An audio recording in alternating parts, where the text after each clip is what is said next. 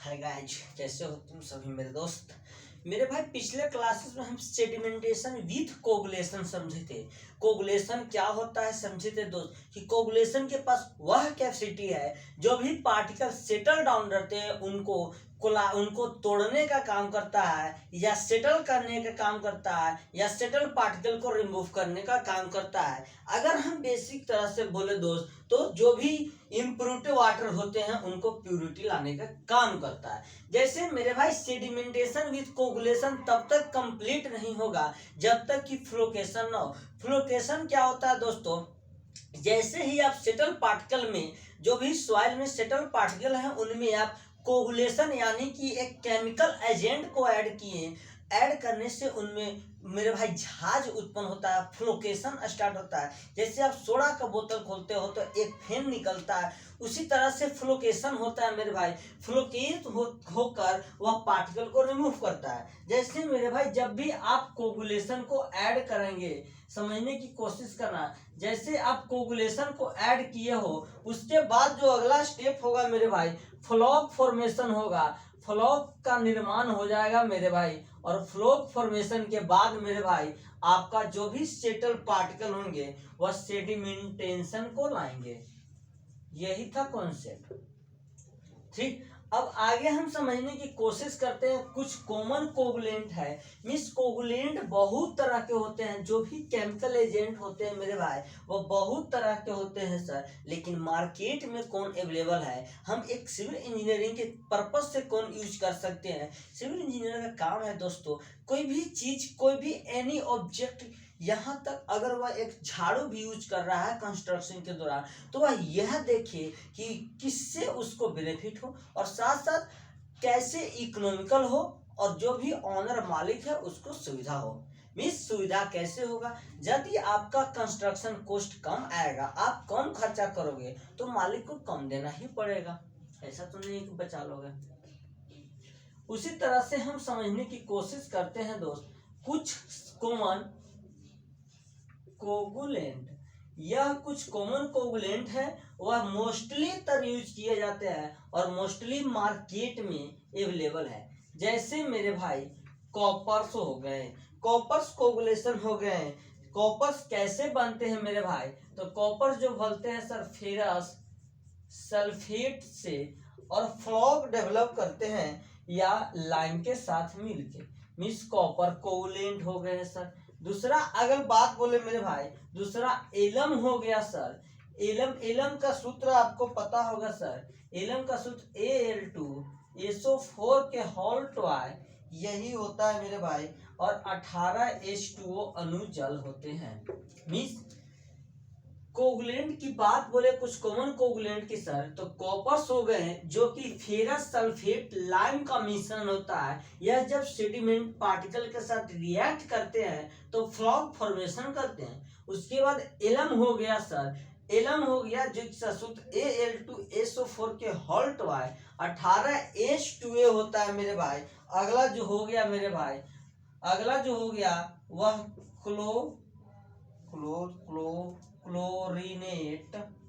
Chlorinated copper हो गया। अगला जो हो गया दोस्तों वह क्लोरीनेटेड कॉपर हो गया, और अगला जो हो गया सर वह सोडियम एल्युमिनेट हो गया। यानी ये जो चार आपको मेन तरह से अगर बोले मेरे भाई, तो चार आपको यह कॉमन कोगुलेंट के रूप में मोस्टली तर यूज किए जाते हैं सर।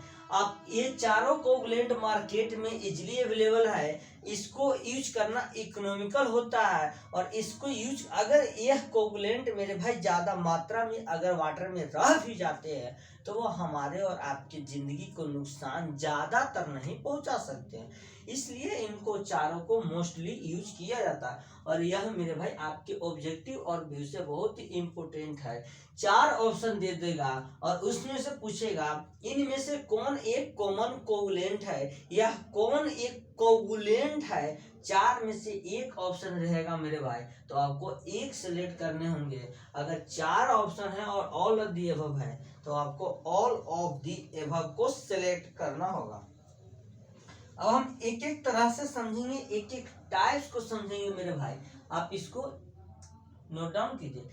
जी इन चारों में से अगर सबसे इम्पोर्टेंट की बात बोले सर तो सबसे इम्पोर्टेंट एलम है Al2SO4 टॉय 18H2O। सबसे पहले हम एलम को समझने की कोशिश करते हैं। मेरे भाई एलम एक ऐसा कोवलेंट है जो मार्केट में बहुत ही आसानी से अवेलेबल है। सर ये तो आप हर बोल रहे हैं कि कोवलेंट, हर एक कोवलेंट मार्केट में जो चार कॉमन है सर वह चारों मार्केट में इजीली अवेलेबल है। यस, लेकिन इन चारों में मोस्टली यूजफुल अगर बोला जाए मेरे भाई, मोस्टली यूजफुल आपको एलम के रूप में मिलेगा, यानी मोस्टली एलम कोवलेंट होते हैं ज्यादातर। अगर हम बात बोले मेरे भाई या एलम की ही बात करें सर, जिसका सूत्र होता है मेरे भाई, सूत्र लिख लीजिए, आपको एग्जाम में पूछता है Al2SO4 इंटू 18H2O, यही इसका सूत्र होता है। एलम को मेरे भाई यूनिवर्सल कोगुलेंट कहा जाता है। यूनिवर्सल कोगुलेंट कहने का मतलब मेरे भाई कि यह आसानी से अवेलेबल है। लिख लेते हैं मेरे भाई, it's known as universal coagulant.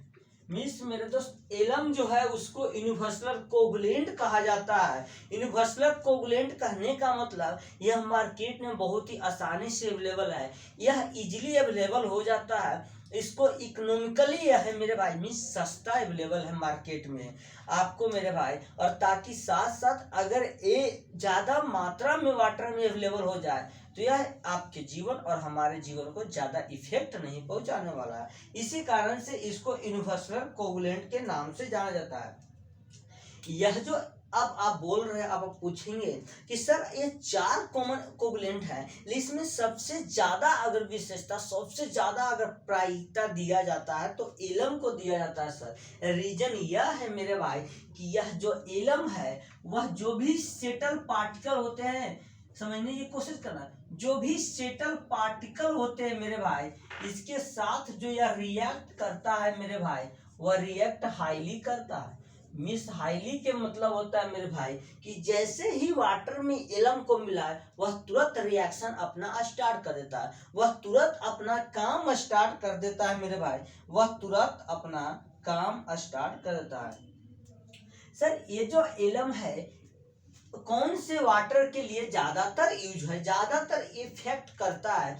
यह जो एलम है मेरे भाई, जो भी वाटर आपका ड्रिंकिंग पर्पज से यूज किया जाता है उसके लिए एलम बहुत ही ज्यादा इफेक्टिव होता है सर, बहुत ही ज्यादा सेटल पार्टिकल को या कोफ्रॉग फॉर्मेशन करने की काम करता है। तो जो भी ड्रिंकिंग पर्पज से वाटर यूज किया जाता है मेरे भाई, उसका जो भी पीएच वैल्यू होता है मेरे भाई, यानी पीएच वैल्यू जो भी होता है सर 6.5 to 8.5 होता है। तो हम बोल सकते हैं सर एलम वैसे वाटर के लिए ज्यादा इफेक्टिव है, मोर इफेक्टिव है, जिसका पीएच वैल्यू 6.8 6.5 से लेके सर 8.8 तक होती है। उसके लिए यह जो एलम है वह बहुत ही ज्यादा इफेक्टिव है। यस सर, ये बहुत ही ज्यादा इफेक्टिव है। अगर हम बात बोले मेरे भाई तो यह जो कोगुलेंट है, यह जो भी सेटल पार्टिकल है उनको रिमूव या उनको फ्लॉग फॉर्मेशन करने का काम करता है। इसके साथ साथ मेरे भाई यह टेस्ट, कलर, ऑर्डर, इम्प्यूरिटी, सम इम्प्यूरिटी को भी रिमूव करने की काम करता है मेरे भाई। जो भी टेस्ट वाटर के होंगे मतलब सड़े गले टाइप्स के, उनको, और कलर, ऑर्डर, सम इम्प्यूरिटी को भी एलम रिमूव करने की काम करता है मेरे भाई। इसी कारण से एलम को यूनिवर्सल कोगुलेंट कहा जाता है। अब आपका कोई कंफ्यूजन नहीं होगा कि यूनिवर्सल कोगुलेंट किस लिए कहा जाता है। एक बार फिर से मैं रिपीट करता हूँ, सुनना। एलम का सूत्र Al2SO4 के होल टॉट T18H2O जल होता है। इन एलम को यूनिवर्सल कोगुलेंट कहने का पीछे रीजन है दोस्तों, क्योंकि एलम एक इकोनॉमिकली अवेलेबल मार्केट में है, इजीली अवेलेबल है। यह अगर वाटर में ज्यादा मात्रा में रह भी जाता है, रेसिड्यूट मतलब रुक भी जाता है, लीव भी हो जाता है, तो यह मोर देन इफेक्ट लाइफ के लिए नहीं है। उसके बाद यह पार्टिकल बहुत ही ज्यादा हाईली रिएक्ट करता है और यह जो भी एलम है मोर इफेक्टिव होता है सर 6.5 से लेकर 8.5 pH वाले वाटर के लिए, और वह वाटर हम पीने के लिए यूज करते हैं सर, इसीलिए इसको हम यूनिवर्सल कहते हैं। उसके साथ साथ यह मेरे भाई कलर, टेस्ट, ऑर्डर, सम इम्प्योरिटी को भी रिमूव करने के काम आते हैं। ठीक है, ठीक है। चलो अगला हम जानने की कोशिश करते हैं सर, 1 mg पर लीटर में एलम की मात्रा कितना अवेलेबल होना चाहिए अल्केनिटी के फॉर्म में, वह देखते हैं क्योंकि वह एग्जाम में आपके पूछ चुका है।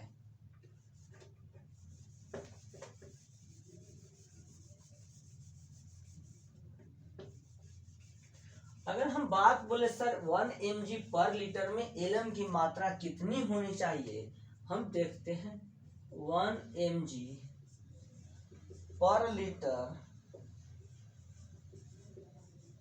देखो 1 mg पर लीटर एलम में जो भी अल्कनिटी की मात्रा होनी चाहिए मेरे भाई 0.45 mg पर लीटर, समझने की कोशिश कर रहा है, mg पर लीटर एज CaCO3, यानी 1 mg पर लीटर में एलम की अल्कनिटी की मात्रा 0.45 mg पर लीटर एज CaCO3 होनी चाहिए। अगर वही बात बोले मेरे दोस्त, अगला पॉइंट देखने की कोशिश करें, 1 mg पर लीटर में और 1 mg पर लीटर ऑफ एलम में फ्लॉग का फॉर्मेशन कितना होता है सर 0.23 mg पर लीटर। देखो 1 mg पर लीटर में एलम में अगर फ्लॉग फॉर्मेशन देखे सर तो 0.23 mg पर लीटर फ्लॉग का फॉर्मेशन होता है। अगर वही 1 mg पर लीटर में अल्कनिटी की इम्प्रूव अल्कनिटी की परसेंट आप बात करें सर, अल्कनिटी कितना होना चाहिए तो 0.45 mg पर लीटर एज CaCO3, और यह आपके लिए इम्पोर्टेंट है। So thank you my dear student, next class में मिलते हैं, बाय बाय।